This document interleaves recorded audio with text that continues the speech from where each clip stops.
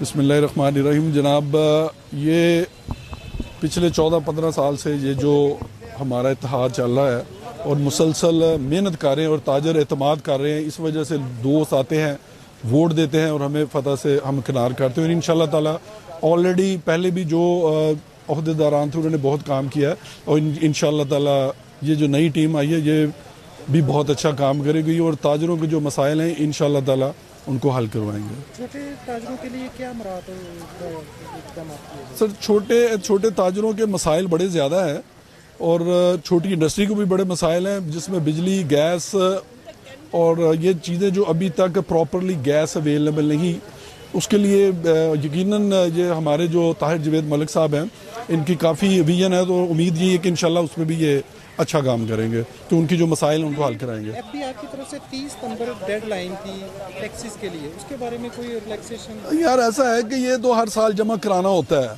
तो मेरे जो ताजर दोस्त भाई हैं उनसे गुजारिश है कि इसको टाइम पे करवा ले करें कि टैक्स तो आपने देने तो बाद में क्या है, पहले कि आप विद इन टाइम इसको पे कर दिया करें।